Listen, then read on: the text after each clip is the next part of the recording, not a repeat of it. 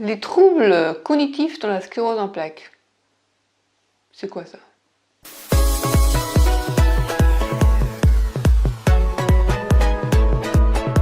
Alors, le terme trouble cognitif désigne finalement les problèmes de mémoire, les problèmes de concentration, d'attention.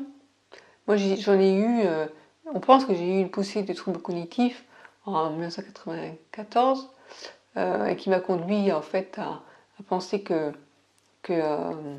j'étais très anxieuse et je me suis enfoncée dans la dépression, sachant pas ce qui se passait, j'ai tout arrêté, la fac, j'ai rompu avec mon copain, enfin bref. Et pendant 5 ans, j'ai vécu l'enfer de la phobie sociale, de la dépression.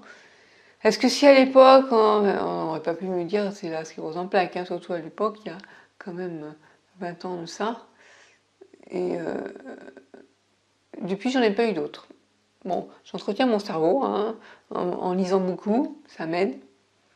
Et oui, en tout cas, c'est important de reconnaître que la maladie peut provoquer des problèmes de mémoire, de concentration, de fatigue aussi. Il y a la fatigue qui s'ajoute à ça. Il peut y avoir une fatigue intellectuelle. Et dans certains cas, vous pouvez voir une orthophoniste pour... Non, oui, c'est ça, une orthophoniste qui peut vous aider. Moi, j'ai fait faire un bilan, ma mémoire va bien. Bon, moi, c'est à court terme mon problème. Après, il y a des astuces pour compenser ces problèmes. Puis après, il faut savoir qu'on a tous, des fois des problèmes de concentration, de mémoire, de fatigue. Mais dans le cas de la sclérose en plaques, c'est important de savoir que ça peut venir de la sclérose en plaques. Pour pas penser que qu'est-ce qui m'arrive.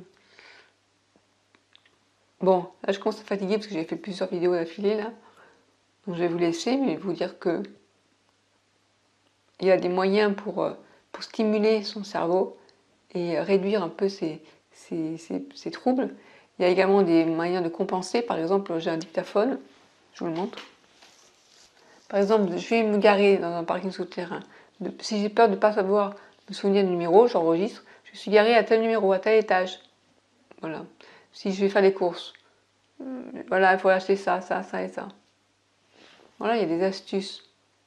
Et puis, par exemple, quand je suis à table et qu'on me demande d'aller chercher ça ou ça ou ça, ou moi je me dis tiens, je me lève pour ça. Je pense quand je me lève, je me répète dans la tête camembert, le pain, voilà. Et quand je me lève, je peux me dire oh, j'ai oublié pourquoi je me suis levée parce que j'ai pas envie de me rasseoir pour me relever 5 minutes après. Donc quand je me lève, je pense dans ma tête à ce que je dois prendre. Voilà, petites astuces comme ça pour compenser ces problèmes-là. Je vous dis à bientôt sur le blog lacep.com et sur mon nouveau blog mieuxvivreavec.fr.